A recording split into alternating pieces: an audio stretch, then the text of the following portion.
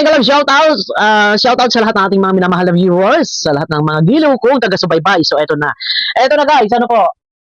Sino po nakapanood ng live ni King Kong kagabi? At doon po ay meron siya, wala, naka-charge yung tablet ko, mamaya tayo magpaparinig ng video. Doon po ay meron siyang binabanggit na di umano daw ay siya raw po ang nagpasikat kay Edo. Kung di dahil daw sa kanya ay hindi raw sisikat si Edo. Gagamitan po natin ng resibo mamaya. Alam ko ang iba hindi nanonood dito kay King Kong. Sino ho ang nakapanood? Na di umano, naniniwala ba kayo na siya raw ang nagpasikat kay Edo na kundi dahil sa kanya, hindi raw si Edo sisikat. Hindi raw si Edo magkakaroon ng sponsor. Credit grabber ang puta. For your info, Iking. Huwag kang credit grabber. Nasasabihin mo na ikaw ang nagpasikat kay Edo. Anak ng tipaklong ka. Wala ka pa sa kalingap, sikat na yan. Ha?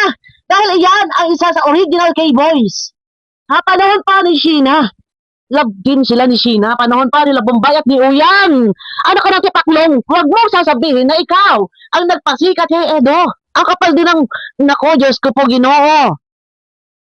Alam mo ikaw, lahat ng mga sinasabi mo, ay hindi ako yung tataka, bakit ang dami pang naniniwala sa lintik na yan? Ano? Meron pa siya sinasabi na kung gusto raw, muli i-vlog, si Beyonce bayaran daw. Per vlog, 20K? Per vlog? Ano yan? Ano yan ba na alawi? Ha? Siya raw ang gumawa ng paraan kung bakit sumikat, bakit nagkaroon ng mga sponsor dahil daw sa panawagan niya, bakit daw nag-viral yung AG, bakit daw sumikat si Edo, siya raw dahil sa kanya. Kailan ka lang dumating? Ano ka nang tipaklong ka? Ha? Dumating ka? Sikat na yan? Love team na yan kay Reyna? Ha? Ano Reyna? Hindi man love teaman yun. Hindi naman love team talaga yun. Parang urat-uratan lang yun, love team. Ano? Parang tandem lang. Ano? Tapos ngayon pangangalandakan mo na ikaw nagpasikat, ikaw na dahil sa iyo sumikat si Edo. Na mayagpag si Edo, nagkaroon ng sponsor si Edo.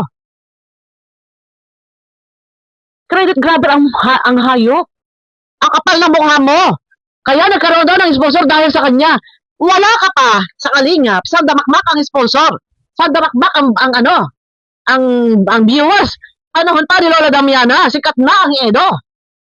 At kaya sumikat, yan sinasabi mo anak-anakan mo, dahil kay Edo, yan ang totoo. Dahil kay Kalinga Prab, yan ang totoo.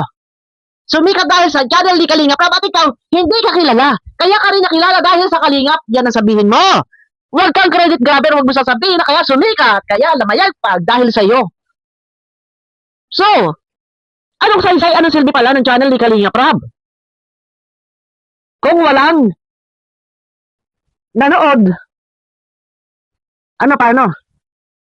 Sasabihin mo sikat, ikaw nagpasikat? Samantala na-vlog mo yan? Si Beyonce, nasasabihin mo ikaw ang nanawagan ng mga sponsor. Bakit i-refer mo kay Kalinga Prab? Dahil wala ka kakayahan na tumulong at wala nag-sponsor. Mula nang iyan ay mailab din kay Edo, na i-vlog ni Kalinga Prab, doon nagka-sponsor. Kung iyan, nang ma-scout mo, may sponsor na, iyan ba i-refer mo pa? Hindi! Hindi! Ang kapal na mukha mo, kalandakan mo na ikaw nagpasikat kay Edo, kaya sumikat, kaya namayagpag. Kaya namayagpag ang AG dahil sa iyo. Ang kapal na mukha mo? Erika pa lang!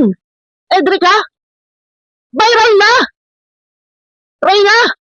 Yung sa Edrain! Sa Edrica? Viral! Anak ka na tipaklong! Kahit kailan ka, huli na yung Edrazay!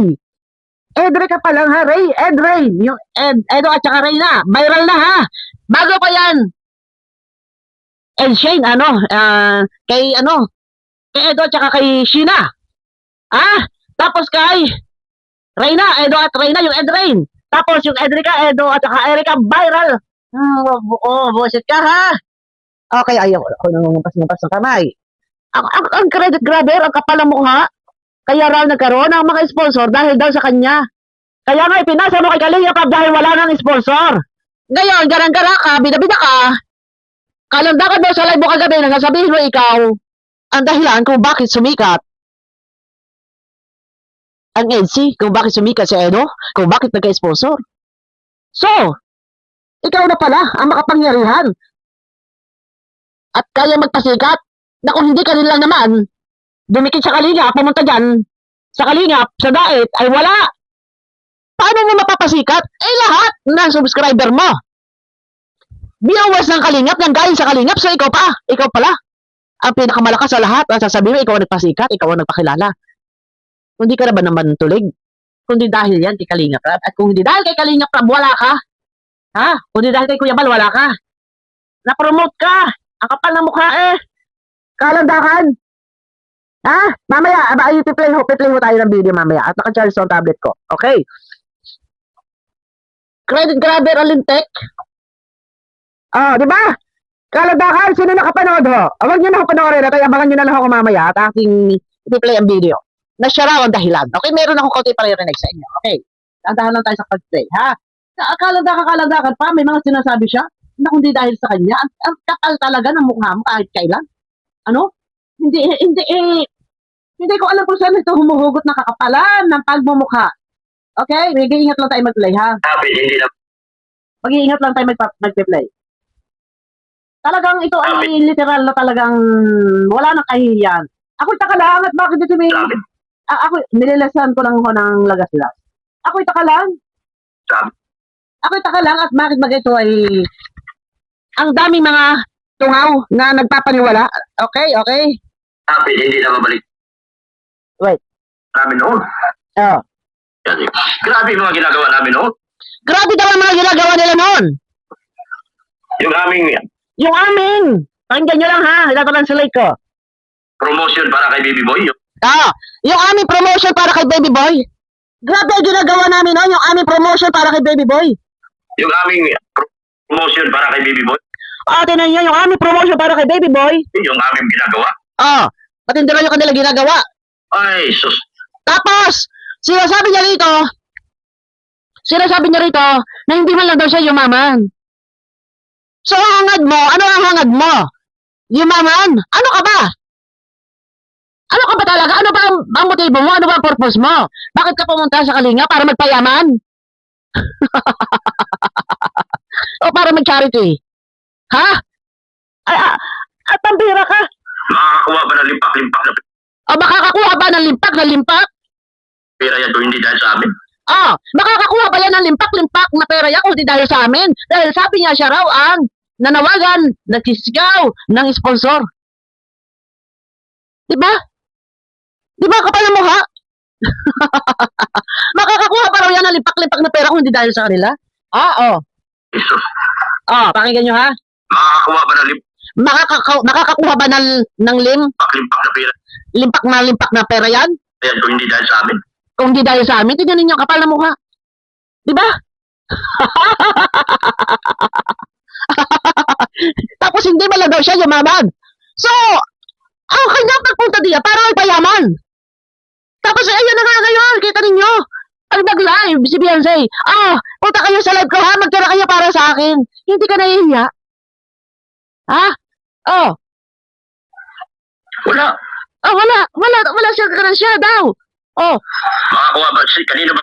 Kanino ba? Baka kuha ba? Kanino ba? Galing yung mga sa amin? Ano? Kanino ba daw galing?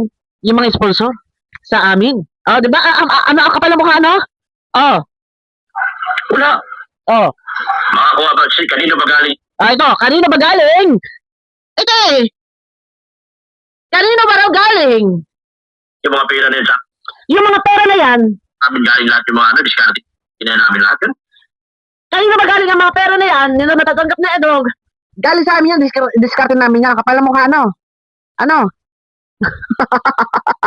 Wala ka nga yata na ibigay dyan eh. Lahat ng gamit mo.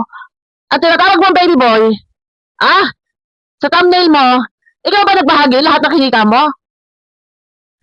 Tapos sasabihin mo, wala ang lahat ng pera iyan. Kung hindi dahil daw sa kanya, sa kanila, sa amin. Di ba? Sa kayo nagkita, kayo na! Kayo na ang humusga! Kung di dahil sa kanya, sa kanila. Wala lahat kung ano man natanggap ni Edo, mga pera mula sa sponsor dahil sila raw nanawagan, ha? Dandaan na tayo sa pag-play. Pinapakita namin yung mga sponsor. Pinapalitan na namin yung sponsor. Kausapin nyo na yan. Pinapalitan daw yung sponsor. Kausapin nyo na yan. Kausapin daw si Edo.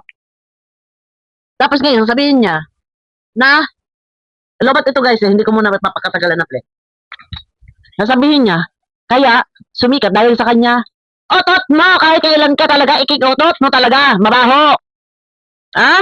Magbago-bago ka na. Magbago-bago ka na. Pambihira ka na. Talaga, ubod na ng kapal ng mukha mo. Sa mga pinagsasasabi mo, bakit ko nasabi makapal ang mukha mo? Dahil sinasabi mo na kung hindi dahil sa inyo, walang perang iyan, dahil kayo nanawagan. Tapos sasabihin mo pa na, rumita na kayo dyan. Pinariritan na raw kay Edo kayo nang kumausap. Isipin nyo, o kung kanino pa, pinariritan na raw.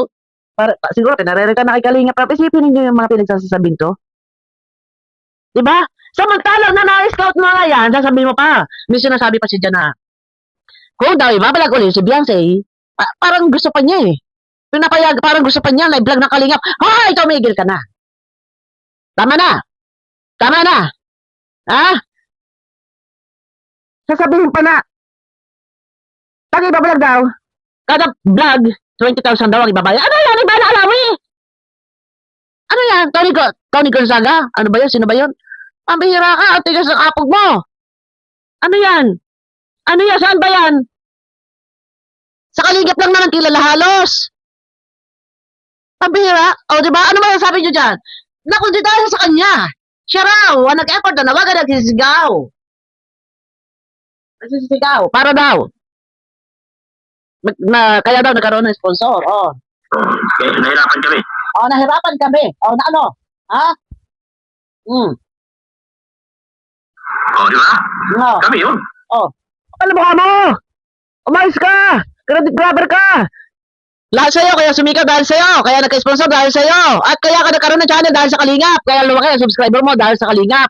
Tapos ngayon, naghahanap ka lang, hindi ka man lang yumaman. Ang kapal na mukha mo ha. Abangan nyo ako guys sa akin na next video. Mega lang shoutout ako. Ay busy. At may inaayos ako dito. May pinapaayos ako dito. Ay hindi ako makagalaw, hindi ako makapuwesto ng ayos. At may maingay ho.